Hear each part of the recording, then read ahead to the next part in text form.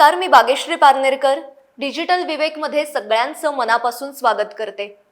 बदल हा निसर्गाचा आणि काळाचा नियम आहे आणि तो बदल आपल्याला स्वीकारावाच लागतो. या जगात कोणतीही गोष्ट ही कायमस्वरूपी किंवा चिरंतन टिकणारी नसते. पण एकमेव गोष्ट जी शाश्वत आहे आणि जी टिकणारी आहे ती म्हणजे बदल. आज याच बदलाविषयी, पण राजकारणातल्या बदलाविषयी आपण चर्चा करणार आहोत. 1947 साली आपला भारत देश स्वतंत्र झाला. ब्रिटिशांपासून आपल्याला मुक्तता मिळाली आणि त्यानंतर प्रदीर्घ काळ आपल्या भारतावर काँग्रेसची सत्ता होती. काँग्रेसचं प्रभुत्व होतं. पण 2014ला भारताच्या राजकारणात आमूलाग्र असा बदल झाला. भारताचा चेहरा मोहराच बदलून गेला. आणि हाच जो बदल आहे 2014च्या आधीचं राजकारण आणि 2014 नंतरचं राजकारण, हेच आजच्या भागातून आपण समजून घेणार आहोत. खरं म्हणजे हा विषय खूप मोठा आहे. याला वेगवेगळे आयाम आहेत, कंगोरे आहेत आणि ते पुढच्या भागातून आपण समजून घेणारच आहोत. पण मुख्य जो बदल आहे तो आजच्या भागात आपल्याला समजून घ्यायचा आहे. आणि आज आपल्यासोबत आहेत आपल्या सगळ्यांचे लाडके ज्येष्ठ पत्रकार, राजकीय विश्लेषक भाऊ तोरसेकर. नमस्कार भाऊ. साप्ताहिक विवेकमध्ये मी तुमचं खूप मनापासून स्वागत करते. कोणताही बदल हा एकाएकी घडत नाही, तर 2014 नंतरचं राजकारण जाणून घ्यायचंच आहे. पण त्या आधीचं राजकारण आम्हाला समजून घ्यायचंय की असे कोणते मुद्दे होते की ज्यामुळे हा बदल घडून आला. 14च्या आधीचं राजकारण याचा अर्थ आपण असं म्हणू शकतो की लोकांचं राजकारण होतं, संघटनेचं राजकारण होतं. 2014 मध्ये ज्या वेळेला मोदी म्हणजे हळूहळू इतर गोष्टी येत होत्या, मार्केटिंग कंपन्या, इव्हेंट मॅनेजमेंट कंपन्या या सगळ्या आलेल्या होत्या, जाहिरात कंपन्या होत्या, वेगवेगळे हे आलं होतं. पण मोदींच्या कालखंडामध्ये याची कार्यकर्ता आणि टेक्नॉलॉजी किंवा इतर प्रोफेशनल सपोर्ट याची उत्तम सांगड घातली गेली. पण ती सांगड घालून 7 लोकसभा निवडणुकीनंतर पहिल्यांदा परत एकदा एका पक्षाला किंवा एका गठबंधनाला बहुमत मिळवण्याचा चमत्कार घडला. तो आपल्याकडच्या विश्लेषकांनी, अभ्यासकांनी, राजकीय पंडितांनी सुद्धा समजून घेतलेलं नाही. आणि साहजिकच इतर ज्याला आपण म्हणू सामान्य छोटे मोठे पक्ष नेते त्यांनी समजून घेण्याचा विषयच येत नाही. ते जेव्हा म्हणतात की पंडित कोण आहेत, त्यांनी पंचांग बघितलं, कुंडली मांडली, ती कुंडली बरोबर आहे. इतका आंधळा विश्वास असलेले जे राजकीय पक्ष होते ते नंतरच्या काळात मोदी युगामध्ये फरफटत गेलेले. त्यांना धड टेक्नॉलॉजीमध्ये पुढे जाता येत नाहीये, जड जुन्या पद्धतीत जात नाही. ते असे अधांतरी ओढाताण झाल्यासारखी परिस्थिती. मोदी हे फार उच्च शिक्षित नसले तरी टेक्नोसेवी होते. त्यामुळे अगदी ज्या वेळेला फेसबुक आला असेल किंवा मोबाईल फोन आला असेल, स्मार्टफोन आला असेल, नवनवी टेक्नॉलॉजी लोकांशी संपर्क करण्याची आली असेल, तर त्याचा उत्तम वापर मोदींनी करून घेतला. पण मग पार्टीचा काय तो IT सेल म्हटल्यावर सगळ्या एक एक करत सगळ्या पार्ट्या होत्या त्या IT सेल काढत गेल्या. पण IT सेल काढल्यानंतर चॅनेल वाढत होते. या चॅनेलमध्ये प्रवक्ते पाठवून डिबेटमध्ये आपण बाजी मारायची. अरे पण डिबेटमध्ये बाजी मारून तुम्हाला मतं मिळत नाहीत हे लक्षात घ्यायला पाहिजे. त्यामुळे पूर्वीच्या काळात प्रचार म्हणजे सभा चालवायची, सभा मोठी करायची, सभेतून लोकांपर्यंत जायचं. याच्याऐवजी आज घर बसल्या तुम्ही सभा घेऊ शकता. आणि मी एका ठिकाणी बसतोय, माझं आता युट्यूब चॅनल आहे, मी जगाच्या कानाकोपऱ्यात जाऊन पोहोचतो. अशा वेळेला सभा ही गरजेची गोष्ट नाही, देखाव्याची गोष्ट आहे. मोदी पण, अमित शहा पण मोठमोठ्या सभा करतात, रॅलीज काढतात, पण ते त्याच्यावर विसंबून राहत नाही. तितकेच ते IT सेल किंवा ज्या गोष्टी आहेत, सोशल मीडिया याच्यावर पण विसंबून राहत नाहीत. आज सुद्धा लोकांपर्यंत जायचं आणि लोकांना आपल्या विश्वासात घ्यायचं, या पद्धतीचं राजकारण करताना परत एकदा मला असं वाटतं की मोदीजींनी नव्या गोष्टीत येण्यापेक्षा जुन्या गोष्टीत मोदी गेले. त्यांनी संघटनेला महत्व दिलं आणि त्या संघटनेच्या बळावर मोदी लागोपाठ निवडणुका जिंकत जात आहेत. भाजप निवडणुका जिंकत जातोय आणि त्याची इतर लोक नक्कल करतात. त्यांना अक्कल अजिबात नाहीये आणि म्हणून नक्कलही धड करता येत नाही आणि पकडले जातात. प्रत्येक निवडणुकीत भाजपच्या विरोधकांचा पराभव होण्याचं एकमेव कारण असेल तर ते नक्कल करतात, पण ती नक्कल करण्याची अक्कल नाहीये. IT सेल तुमच्याकडे, आमच्याकडे पण आहे. मग काय करायचं? तर भाऊ तोरसेकर एक युट्यूब चॅनल चालवतो, त्याच्या कॉमेंट बंद आहेत.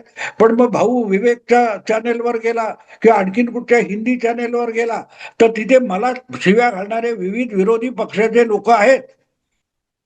त्याला मी IT सेल म्हणत नाही, कारण मला शिव्या घालून त्यांच्या लाडक्या असलेल्या पक्षाची 4 मतं वाढणार नाही. इथे गोष्ट लक्षात घेतली पाहिजे की टेक्नॉलॉजी, कार्यकर्ता संघटना आणि वैचारिक भूमिका आणि हाती असलेली साधनं यांची सांगड घालण्याचं काम जे मोदींनी केलं, तिथून एक राजकारणाची नवी दिशा सुरू झाली. आणि मला असं वाटतं की त्याचं आकलन अजूनही विरोधी पक्षांना झालेलं नाही.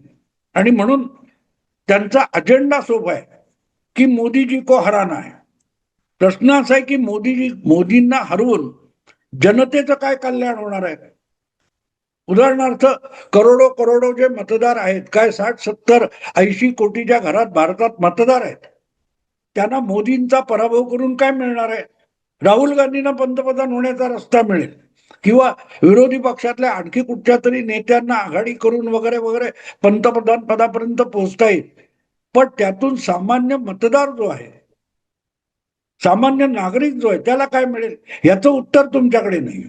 आणि म्हणून तुम्हाला बारकाईने तुम्ही अभ्यासलं तर 2014 मध्ये काँग्रेसवर सडकून टीका करणारे नरेंद्र मोदी 70 वर्षात काय काय 50 वर्षात झालं नाही हे तावातावाने बोलत होते. आजकाल ते पूर्वीच्या काळातल्या सरकारांनी काय कामं केली नाहीत हे सांगत नाहीत. मोदी आपण काय केलं, आपलं सरकार आल्यानंतर काय झालंय, आणि हे काम पुढे घेऊन जायचं असेल तर आम्हाला तुम्ही मतं द्या असं सांगतात. उलट दुसऱ्या बाजूला बघायला नाही, आम्हाला भाजपला हरवायचंय, आम्हाला तुम्ही 2024च्या निवडणुकीपूर्वी जे वेगवेगळ्या क्षेत्रीय आणि राष्ट्रीय पक्षांची, विरोधी पक्षांचं एक गठबंधन तयार झालं. त्यांचा प्रोग्राम काय होता, अजेंडा काय होता? मोदी को हराना है, संविधान बचाना है. अरे संविधान किंवा लोकशाही वर्षानुवर्ष धोक्यातच आहे. किती वेळ लोकांनी वाचवायची? ते ठीक आहे, 24 मध्ये आम्ही भाजपचं बहुमत कमी केलं, पुढे काय केलं तुम्ही? आम्ही काय करणार? तर जो बदल झालाय तो यांच्या लक्षात येत नाही. मी तुला एक त्याचं उदाहरण म्हणून सांगतो. दिल्लीला मध्ये मी गेलो होतो, जयपूर आणि दिल्ली. तो ओमकार चौधरी म्हणून माझे परिचित मित्र आहेत, ते युट्यूबर आहेत, पत्रकार आहेत. तर त्यांचा एक जुना चरण सिंगच्या पक्षातला जुना एक नेता त्यांचा परिचित आहे, मित्र आहे. तर त्यांनी त्याला विचारलं की तू आता भाजपत आलायस, तर भाजप आणि आधीच्या राजकारणामध्ये फरक काय? त्याचं उत्तर आहे ना, ते 14 नंतरच्या फरकाचं उत्तर आहे. तो म्हणाला, बीजेपी वाले काम बहुत कर लेते. बीजेपी मध्ये तू पदावर बसलास तर ते आयतं उपभोगण्याचं पद नाहीये, तुला राब राब राबलं पाहिजे, तर तुला त्या पदाच्या अधिकाऱ्याची किंमत किंवा वेतन किंवा मोबदला मिळतो. इतका साधा सरळ व्यवहार आहे. राहुल गांधी 99 निवडणुका आजपर्यंत पक्षाचं नेतृत्व हाती घेतल्यापासून हरलेत आणि त्यांना अजूनही पक्ष शिक्षा देत नाही. तो पक्ष या काळातून बाहेर कसा पडेल सांग मला? शक्यच नाही. एखाद्या नोकराने नालायकी केली, कंपनीचं नुकसान झालं तर त्याला हाकून देतात. एखाद्या मोठ्या कंपनीचा जो कोणी मॅनेजिंग डायरेक्टर वगैरे असतो, कंपनीचा लागोपाठ तोटा व्हायला लागला त्याला बाजूला करतात. इथे तुम्हाला फरक कळेल. 2024च्या निवडणुकीत जो फटका बसला तेव्हा आपल्या चुका काय झाल्या ओळखून भाजपने पुढल्या 4 महिन्यात, 2 महिन्यात, 6 महिन्यात आपल्यात जे बदल केलेत आणि लागोपाठ विधानसभा जिंकत चालले, तर जो फरक पडला तो लक्षात घ्या की आपण आपली वैचारिक भूमिका असेल आणि व्यवहार याची सांगड घालून कुठच्याही पक्षाला, संघटनेला चालावं लागतं. आणि हा मोठा बदल आहे, तो कोणी समजून घ्यायला तयार नाहीये. म्हणूनच मोदींची तुलना यापूर्वीचे पंतप्रधान किंवा अमित शहाची तुलना यापूर्वीचे भाजपचे किंवा इतर कुठल्याही पक्षाचे नेते, अध्यक्ष वगैरे यांच्याशी अमित शहाची तुलना होऊ शकत नाही. आणि तिथे मोठा बदल झालाय, तो बदल समजून घेऊन पुढे जाता आलं पाहिजे. तुम्ही जे म्हणालात की बदल समजून घेता आला पाहिजे किंवा त्यानुसार जाता आलं पाहिजे, अगदी आत्ता सुद्धा पश्चिम बंगालची निवडणूक झाल्यानंतर ममता बॅनर्जी यांनी असं सांगितले की या देशातले जे कोणी विरोधक आहेत, मग ते अगदी डावे असतील किंवा काँग्रेस असेल किंवा कोणीही असेल, त्यांनी आता फक्त भाजप आपला शत्रू आहे हे समजून एकत्र आलं पाहिजे असं आवाहन त्यांनी केलंय. म्हणजे इथे कुठलाही पक्ष स्वतःची विचारधारा किंवा स्वतःमध्ये बदल करायला तयार नाहीये, पण फक्त भाजपला सत्तेपासून रोखायचं एवढा एकच अजेंडा त्यांच्या समोर आहे. पण अशा या सगळ्या काळात येणाऱ्या काळामध्ये विरोधक तरी उरतील का? तो हे लक्षात घ्या. तुम्ही तुमचं वय लहान आहे. आम्ही अगदी नेहरूंच्या काळापासून बघितले. काँग्रेसला कोणी हरवू शकत नाही. काँग्रेसशी कोणी टक्कर देऊ शकत नाही अशी परिस्थिती होती 52-57च्या निवडणुकीमध्ये. मग भाजप उभा राहिला की नाही. 1984च्या अनुभवानंतर अवघे 2 खासदार निवडून आले. सपाटून भाजप पडली. अगदी वाजपेयी वगैरे पण पराभूत झाले. त्यापासून भाजपने धडा घेतला की काळ बदलतोय, आपल्याला बदलायला लागेल आणि नवी लिडरशिप डेव्हलप करायला घेतली. आज जे तुम्ही मोदी, तुमचे गडकरी वगैरे बघता, प्रमोद महाजन, गोपीनाथ मुंडे हयात नाहीये, पण राजनाथ सिंग असेल, हे सगळे नेते तुम्ही बघता, हे त्यावेळेचे निवडलेले तरुण तयार करून मैदानात आणले. नव नेतृत्व भाजपने तयार केलं. त्या बदलत्या काळानुसार तुम्हाला बदलता आलं पाहिजे. असेल माझा हरित देईल खाटल्यावरी, अशा पद्धतीत राजकारण, निवडणूक जिंकण्याचा काळ गेला. आता तू ममताचं उदाहरण दिलं. ममताचं उदाहरण पहिलं समजून घ्या. ममता परत काय म्हणते की आपण सगळ्यांनी एकत्र येऊन भाजपला हरवू, मोदीला हरवू, त्याला आपला तो दुश्मन आहे. अरे तुम्हाला एवढं साधं कळलं नाही की बीजेपीने तुम्हाला बंगालमध्ये हरवलेलं नाही. बंगालच्या निवडणुकीनंतर 14 दिवस उलटून गेलेत आणि रस्ती फिरणारे जे लोक आहेत त्यापैकी कोणीही नरेंद्र मोदी जिंदाबाद म्हणत नाही, अमित शहा जिंदाबाद म्हणत नाही, बीजेपी जिंदाबाद म्हणत नाही. ते सगळे जय श्रीराम अशा घोषणा देत फिरतात. तिथे तुम्हाला कळेल जय श्रीराम म्हणायचं हौस आहे, इच्छा आहे, दुर्दम्य इच्छा आहे, अशा लोकांनी तुम्हाला हरवलंय. त्यामुळे तुम्हाला कोणी हरवलंय हेच तुम्हाला माहित नाही.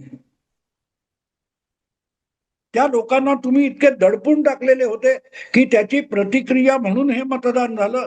म्हणजे आपल्या चुकीमुळे आपण हरलो हे सत्य स्वीकारायची तयारी नसेल तर परत परत पराभूत होणं या पलीकडे तुमच्या नशिबी दुसरं काहीही नाही. आज बंगालमध्ये आपण बघतोय जी लोक 4 मे पर्यंत तोंड उघडून कॅमेऱ्यासमोर बोलायला तयार नव्हती, ती रस्त्यावर उतरली आहेत. पोलीस कारवाई करतायत आणि पोलिसांच्या पाठोपाठ लोकांचे घोळके असतात की पोलिसाला दगड मारला तर जनता पण उत्तर द्यायला पुढे. हा सगळा बदल जर ममताला कळत नसेल तर ममता राजकारणातून संपली असा त्याचा अर्थ होतो. आणि ते काय भाजपने किंवा मोदींनी संपवलेलं नाही. दुसरी गोष्ट लक्षात घ्यायची की ते काय असेल ते 9 तारीखला निकाल 4 तारीखला मतमोजणी झाली, 9 तारीखला सरकार बदललं. त्यानंतर मोदी शहा हे बंगालमध्ये गेलेले नाहीत. ते बंगालबद्दल बोलत सुद्धा नाहीत. बंगालच्या जनतेने, आपल्याकडे एक फॅशन आहे मीडियामध्ये, निवडणूक जनतेने हाती घेतली. अनेक विरोधी पक्ष म्हणतात की निवडणूक जनतेने हाती घेतली.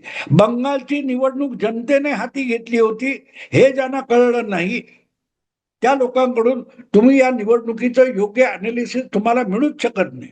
आणि त्यामुळे काय होतंय, काय झालंय याचा पत्ता नाही. आता ज्या कहाण्या बाहेर येतात, मला सगळ्या मीडियाला एक प्रश्न विचारायचा आहे की ममताच्या या 3 चुका झाल्या, ममता की ये 5 गलतियां हो गई, हे तुम्हाला 4 मेच्या आधी का सांगता आलं नव्हतं? कारण तुम्हाला लोकांचं मन कळत नाही. निवडणुका म्हणजे लोकमत असतं, लोकमत म्हणजे लोकांचं मन असतं. आणि ग्राउंड रिपोर्टिंगला जाऊन हजारो मैल प्रवास करणारे जे पत्रकार होते त्यांना यातलं काहीही कळत नाही. मी तुला मुद्दाम एक मजेशीर रेफरन्स सांगतो. आपण मीडिया मीडिया मीडिया म्हणतो ना, मीडिया शुद्ध थापा मारतो, हा माझा आरोप आहे. शुद्ध थापा मारतो. त्यांना जे काय बंगालमध्ये चाललंय, तमिळनाडूत चाललंय हे अजिबात माहीत नसतं. आणि याचं एक उदाहरण देतो. मायकेल मायर नावाचा एक अमेरिकन पत्रकार आहे, त्याचं पुस्तक आहे the year that change the world. Soviet Union ढासळून पडत असल्याचा तो जिवंत साक्षीदार होता. अगदी तरुण पत्रकार होता आणि तो त्यावेळेला सोव्हिएत ब्लॉकच्या ईस्ट बर्लिन मध्ये होता. ती भिंत पडताना त्याने आपल्या डोळ्याने बघितली आणि तो जो रिपोर्ट लिहून, प्रत्यक्षदर्शी आखो देखा रिपोर्ट लिहून न्यूयॉर्कला पाठवत होता. त्याचे न्यूयॉर्क मधले बसलेले संपादक म्हणून ते पागल झालाय, हा अंध वक्ता आहे. आजच्या भाषेत सांगायचं तर त्या तिथे न्यूयॉर्कला बसलेल्या संपादकांना तो मायकेल मायर हा अंध भक्त वाटत होता आणि ते त्याचा लेख कचऱ्याच्या टोपलीत टाकायचे आणि तिथे बसून आपला लेख लिहायचे आणि तो मायकल मायरच्या नावावर छापायचे.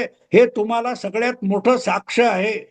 1990 पासून मीडिया हा संपूर्णपणे अजेंडा चालवतो, थापा मारतो आणि तेच बंगालमध्ये झालेलं, तेच तमिळनाडूमध्ये झालेलं आपण आत्ता अनुभवतो आहोत. आज जे कोणी पोपट ममता की 3 गलतियां, ममता की 5 गलतियां वगैरे बोलते, तिथे गुंडगिरी चालली होती. आज सांगताय मग तुम्हाला 4 मे पूर्वी हे तिथे गेलात तरी दिसलं नाही, आणि दिसलं नाही तर का दिसलं नाही, आणि दिसलं तर सांगितलं का नाही. आणि अशा मीडियावर विसंबून जर या देशातला विरोधी पक्ष जगणार असेल, ममताचा आधार तो होता की मीडियामधून आपण जो देखावा निर्माण केलाय त्याच्यावर सामान्य मतदार डोळे झाकून विश्वास ठेवेल आणि आपल्याला मत देईल, किंवा नाही तिथे दहशत माजू. त्या दहशतीवर सेंट्रल फोर्सेस 3 लाख आणून मात केली. तिथेच ममता पराभूत झालेली होती.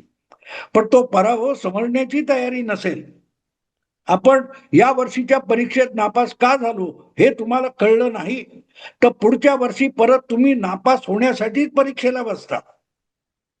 इतकं सोपं राजकारण आहे. बदल काय झालाय की प्रॅक्टिकल झालेल्या चुका ओळखा, त्या दुरुस्त करा आणि पुढे जायला सुरुवात करा. मोदींच्या कालखंडामध्ये, मोदी शहांच्या राजकारणामध्ये हा सगळ्यात मोठा बदल आहे की पक्ष हा कार्यकर्ते चालवतात, कार्यकर्त्यांच्या मेहनतीवर मतं मिळतात. आता हे पोपट सांगतायत की RSSच्या किंवा भाजपच्या सामान्य कार्यकर्त्यांनी कुठलाही गाजावाजा होऊ न देता बंगालभर जवळजवळ 6 लाखापेक्षा अधिक बैठका घेतल्या. 5, 7, 12, 13, 15, 25 लोक यांच्या बैठका 2-2, 3-3 तास गप्पामधून झाल्या. त्याच्यामध्ये कुठलाही राजकीय अजेंडा नव्हता आणि त्यांनी ही मूक क्रांती घडवून आणली. ती ज्यांना समजून घ्यायच्या नसेल त्यांना फक्त पराभव पचवावा लागेल. हाच मोठा बदल आहे.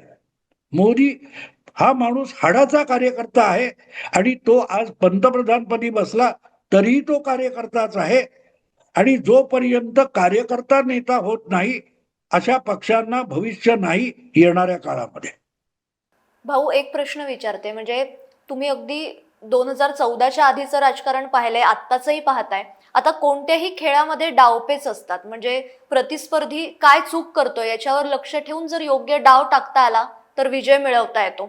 अगदी त्या पद्धतीने जर विचार केला तर 2014 आधी काँग्रेसच्या भ्रष्ट कारभाराला जनता कंटाळलेली होती आणि कुठेतरी भाजप हा एक आश्वासक चेहरा किंवा मोदींचा आश्वासक चेहरा होता. त्यामुळे मतदारांनी हा सगळा बदल जो होता तो घडवून आणला. भाजपचं त्यांचा अजेंडा आहे, म्हणजे विकास, हिंदुत्व, राष्ट्रवाद हे सगळे त्यांचे मुद्दे होतेच. पण काँग्रेसच्या अशा कोणत्या चुका होत्या की त्या भाजपने बरोबर ओळखल्या आणि हा सगळा बदल 2014 साली घडून आला? मोदींनी केलेला सगळ्यात मोठा बदल काय असेल? आजही मी मान्य करायला तयार नाही की भाजपला मिळणारी 37-38% मतं ही हिंदुत्वाची आहेत. मी बिलकुल मानत नाही.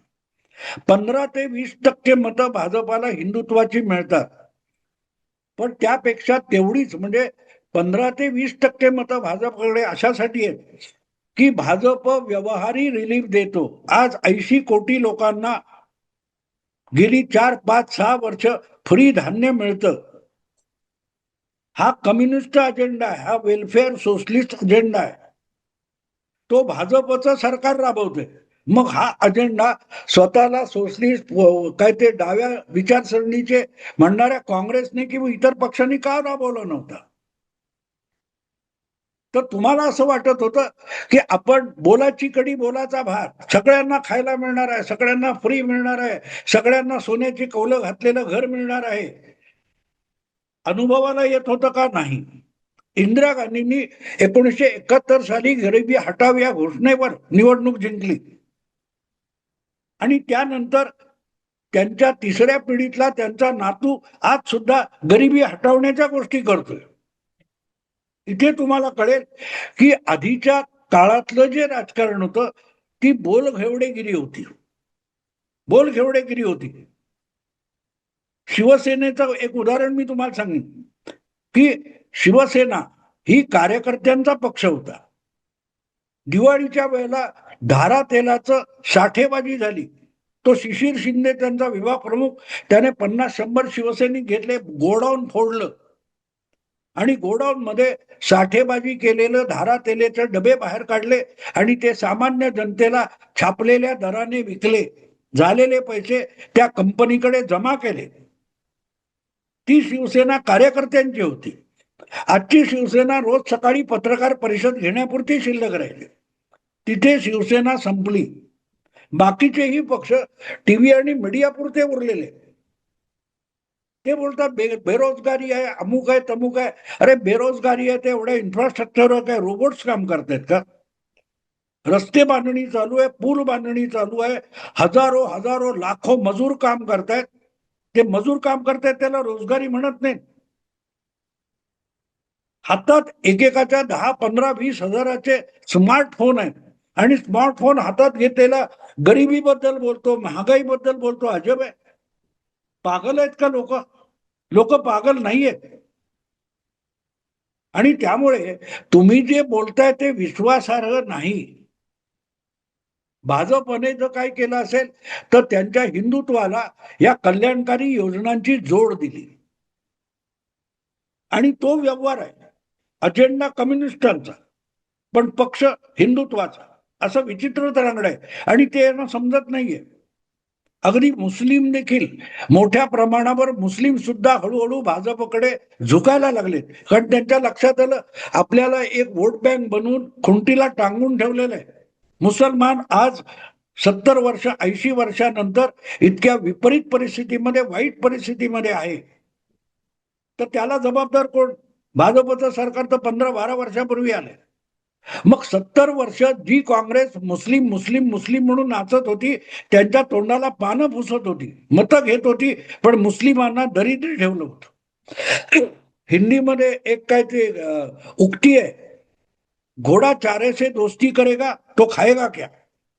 तेव्हा मुस्लिमांचं कल्याण झालं, मुस्लिम गरिबीतून आणि विपन्नावस्थेतून बाहेर पडले तर स्वतःचा विचार करायला लागतील आणि मग त्यांना काँग्रेसच्या कोंबड्यांची गरज राहणार नाही. तर मुस्लिमांना अडाणी ठेवा, शिकू देऊ नका, मदरसे काढून द्या, मुल्ला मौलवींच्या नादी लावा, धर्माच्या आहारी जाऊ देत, तेवढी वोट बँक सेफ होते. आता यातून लोक बाहेर पडायला लागलेत. यातून लोक बाहेर पडायला लागलेत आणि त्याचा परिणाम आपण बघतो. तो हिंदुत्वाचा नाही. आणि मग ते लोक लगेच जितकं तुम्ही भाजप तावातावाने हिंदुत्व बोलतं तर हे हिंदूंच्या विरुद्ध बोलायला लागले. बंगालमध्ये आज जो एवढं मोठं सुनामी आली त्याचं एकमेव कारण असं की मुस्लिमांना खुश करण्यासाठी, मुस्लिमांचं भलं करण्यासाठी असं मी म्हटलेलं नाही. मुस्लिम आणि मुस्लिम मौलवींना त्यांच्या जिहादी महत्वाकांक्षेला खुश करण्यासाठी ममताने हिंदूंना जगणं अशक्य केलं होतं. हिंदू म्हणून जगणं अशक्य केलं होतं. बंगालमधल्या लोकांनी इतक्या प्रचंड प्रमाणात भाजपला मतं दिलीत, त्याचं कारण त्यांना हिंदू राहायचंय. आणि हे ज्यांना कळणार नाही ते बंगालमध्ये पुढची 25-30 वर्ष तरी भाजपला हरवू शकणार नाही. हे लक्षात घ्या. खरं म्हणजे राजकारण हा खूप मोठा विषय आहे आणि 2014 नंतरचं बदललेलं राजकारण समजून घेताना त्याला वेगवेगळे आयाम आहेत, कंगोरे आहेत. म्हणजे बदललेली जातीय समीकरणं आहेत, राजकारणाला मिळालेली विकास, राष्ट्रवाद आणि हिंदुत्वाची जोड आहे, विरोधकांची बदललेली भूमिका आहे आणि या सगळ्याविषयीच आपल्याला भाऊंकडून एक एक भागातून जाणून घ्यायचंय. खरं म्हणजे भाऊंकडून राजकारणाविषयी जाणून घेत असताना खूप नवनवीन गोष्टी ऐकायला मिळतात, जुने संदर्भ ऐकायला मिळतात. त्यामुळे आम्ही सगळे कायमच तुमच्याकडून ऐकायला खूप उत्सुक असतो. पण आजच्या भागात इथेच थांबण्याची वेळ झाली आहे आणि भाऊ मी खरंच मनापासून तुमचे आभार मानते. खूप खूप धन्यवाद. मला खात्री आहे की आजचा भाग सुद्धा, आजची चर्चा सुद्धा आपल्या प्रेक्षकांना नक्कीच आवडली असेल. ती कशी वाटली ते कमेंट्समधनं नक्की कळवा. आणि अशाच वेगवेगळ्या विषयांवर आपल्याला खूप चर्चा करायच्या आहेत, खूप गप्पा मारायच्या आहेत. त्यासाठी साप्ताहिक विवेकच्या यूट्यूब चॅनलला आजच सबस्क्राईब करा. धन्यवाद.